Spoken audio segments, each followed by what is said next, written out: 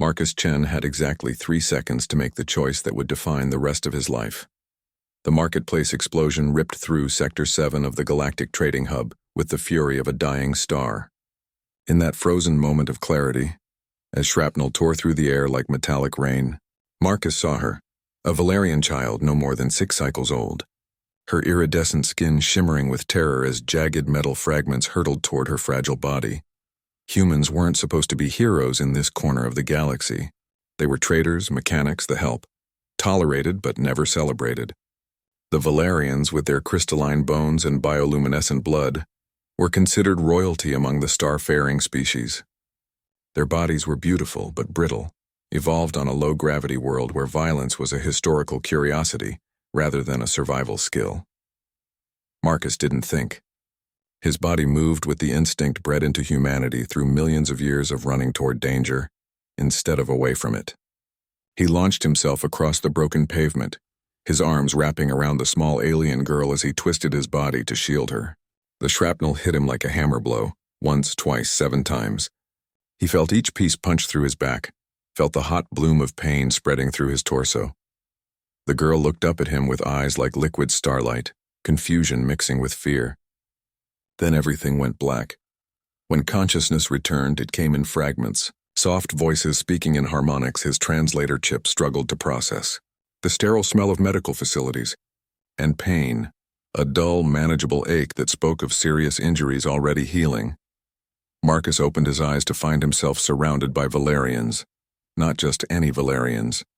The chamber was filled with their high council, their robes flowing with light patterns that indicated the highest ranks of their society. At the foot of his medical bed stood the child he'd saved, her small hand gripping the hand of a tall Valerian woman whose crown of bioluminescent filaments marked her as nobility. "The human awakens," one of the council members announced, his voice carrying a weight of ceremony that made Marcus uncomfortable. Marcus tried to sit up, but a gentle hand pressed him back down. A medical attendant shook her head, her expression both stern and oddly reverent. "You saved my daughter," the tall Valerian woman spoke, her voice thick with emotion. "You took 7 pieces of shrapnel that would have killed her instantly. Our physiology cannot withstand such trauma. But you—" She trailed off, wonder coloring her words. Anyone would have done the same, Marcus managed, though even speaking made his chest ache. A sound rippled through the chamber, Valerian laughter, musical and strange. "No," another council member said, leaning forward. "No one else would have done the same. We have studied your medical records, human. 3 fragments punctured your lungs. 2 more damaged your liver. 1 was millimeters from your heart. Another shattered your spine. And yet," the woman continued, "your body has already begun repairing itself. Your bones are knitting together with a speed that defies our understanding. Your organs are regenerating. In 2 days, you will walk again. In a week, you will be fully recovered." Marcus understood then what he was seeing in their eyes. Not gratitude alone, but something deeper. Something that looked almost like fear mixed with awe. "We Valerians are an old race," the eldest council member spoke, his voice crackling with age. "We have traveled the stars for 10,000 years. We have met hundreds of species, cataloged thousands of worlds. We have seen empires rise and fall, but never—" He paused, choosing his words carefully. "Never have we encountered a species that could survive what you survived. Humans are still young," another added. "You've barely left your home system and already you're spread across 50 worlds. You adapt to environments that would kill us in hours. You eat foods that are toxic to most species.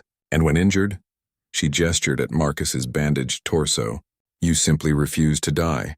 The little girl stepped forward, releasing her mother's hand. In her small hands, she carried something that glowed with soft, blue light, a crystal pendant suspended on a chain of woven starlight. "This is the Star of Valara," the mother explained, her voice reverent. "It has been in our family for 3,000 years. It is given only to those who show the highest courage, the greatest sacrifice." She nodded to her daughter, who carefully placed the pendant around Marcus's neck. "But I'm just a mechanic," Marcus protested weakly. "I fix ships. I'm not a warrior or a hero." "That," the eldest council member said, a smile crossing his luminescent features, "is perhaps what makes humans most terrifying and most beautiful. You don't need to be warriors to be brave. You don't calculate odds or assess risks. When someone needs help, you simply act. The explosion was caused by the Krell separatists. Another council member added, her tone darkening. They seek to destabilize our alliance networks. They chose our marketplace because they knew it would cause maximum casualties among what they consider weaker species. She looked at Marcus with something approaching respect. They did not account for humans. Marcus felt the weight of the pendant against his chest, warm and alive with some energy he didn't understand. What happens now? The mother stepped forward, placing her hand gently on Marcus's shoulder. Now humanity is no longer just tolerated in Valerian space. You are honored, protected. My daughter lives because of you, and the High Council has declared that your actions represent the true spirit of the Galactic Alliance. Different species protecting each other, regardless of politics or status. The Krell wanted to show us as weak, the eldest added. Instead, they've shown the galaxy what happens when someone threatens the innocent while humans are nearby. His expression turned serious. They've made you a symbol, Marcus Chen. A symbol of why the Alliance matters, why diversity of species makes us stronger, not weaker. As the council members filed out, leaving Marcus to rest, the little Valerian girl lingered. She looked up at him with those starlight eyes and spoke in carefully practiced standard English. Thank you for not letting me die. Marcus smiled despite the pain. Thank you for giving me a reason to be brave.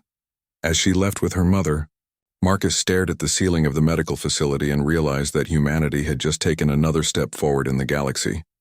Not through conquest or technology, but through the simple, reckless instinct to throw themselves between danger and the defenseless. 3 seconds to make a choice. One human refusing to calculate the cost, and the galaxy would never look at Earth quite the same way again.